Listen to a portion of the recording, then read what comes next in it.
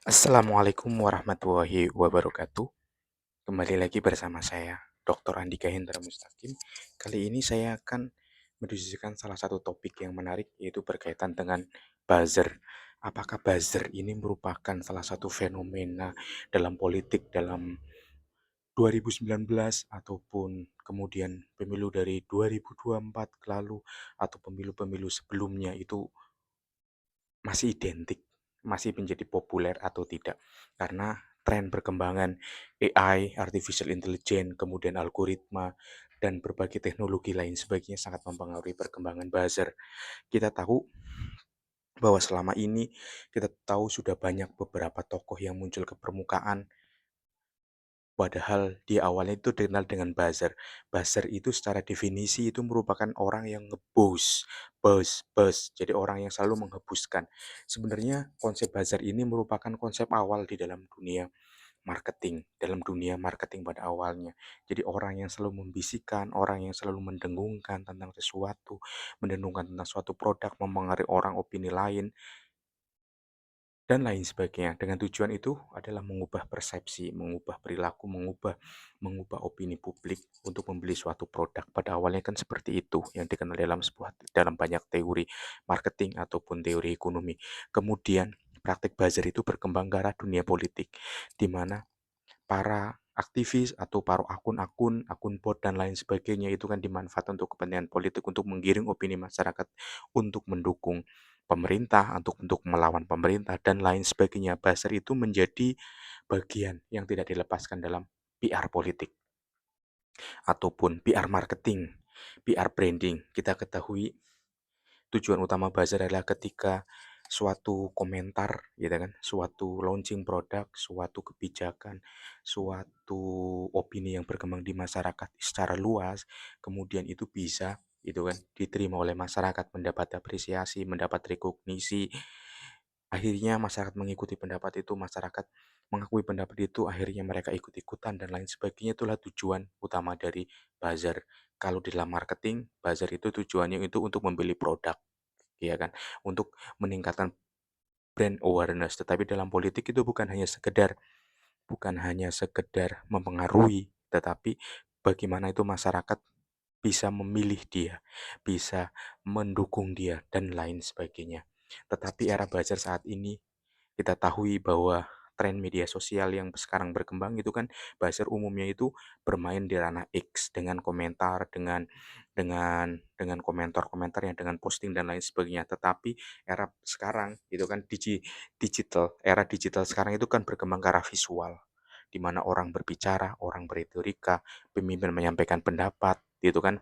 Bukan lagi buzzer yang ngomong, tetapi pemimpinnya tersebut, politisnya tersebut, sehingga menunjukkan karakter personalisasi dari seorang pemimpin itu sangat dipentingkan. Bagaimana dia membangun storytellingnya, membangun persuasinya kepada publik, membangun upaya apa ya namanya ya, upaya membangun suatu gerakan sosial dan lain sebagainya. Itu kan bagaimana retorika itu bermain. Dan ini kembali lagi bagaimana Mahatma Gandhi memainkan retorikanya, Presiden Soekarno dulu memainkan narasi-narasinya dengan baiknya. Kemudian hal itu diterapkan dalam politisi sekarang seperti Donald Trump,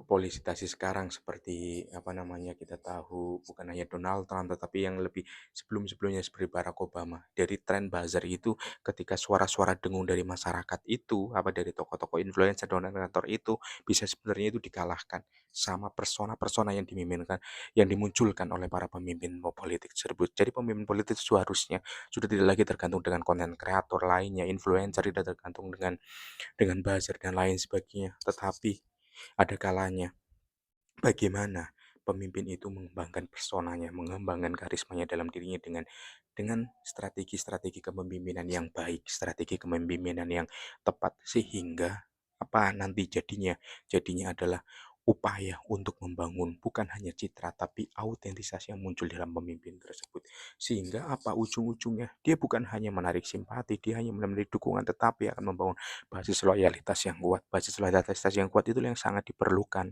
Sehingga dalam artian tren buzzer itu sebenarnya itu bisa dikalahkan oleh pesona pemimpin tersebut. Siapa yang bisa mengalahkan buzzer tersebut? Itu para pemimpin politik, para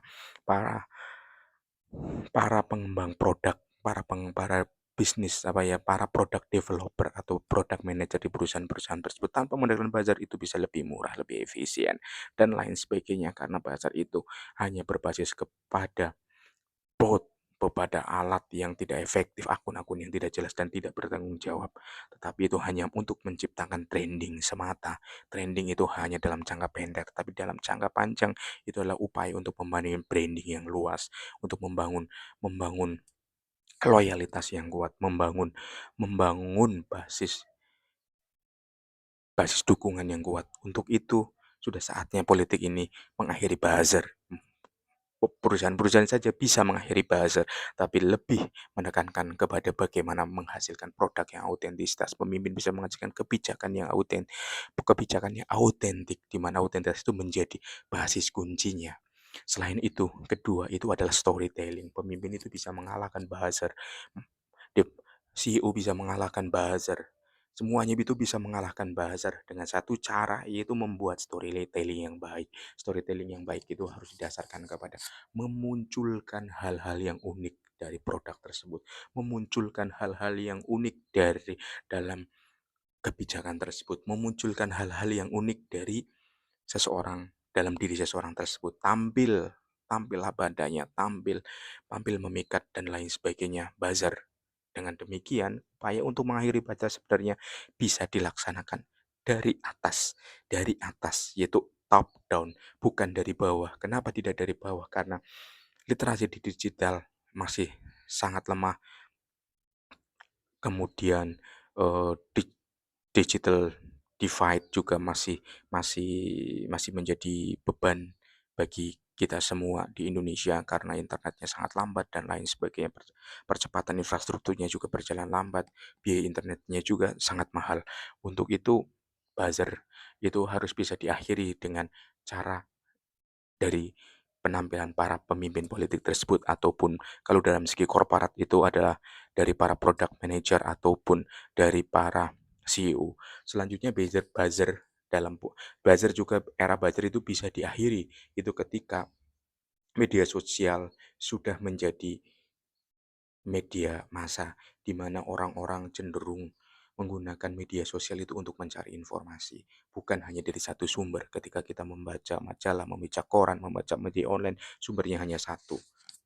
Persepsi yang didapatkan itu hanya satu, tetapi ketika kita mengklik informasi di media sosial, misalnya saya mencari informasi tentang pemimpin A di TikTok, maka yang muncul 1, 2, 3, 4, 5 video, dan kita mendapatkan perspektif yang berbeda-beda dari orang yang ngomong, ataupun influencer yang ngomong, ataupun pakar yang ngomong. Jadi itu harus menjadi perhatian utama. Jadi bagaimana media sosial sudah menjadi media media massa, dan di mana orang itu sudah beralih, ya kan, sudah beralih menjadikan media sosial menjadi media massa, sehingga ada perspektif-perspektif yang tumbuh, perspektif yang beragam. Dengan keberagaman perspektif itu akan menimbulkan upaya berpikir, oh begini, oh begitu, oh A, oh itu B, seperti itu.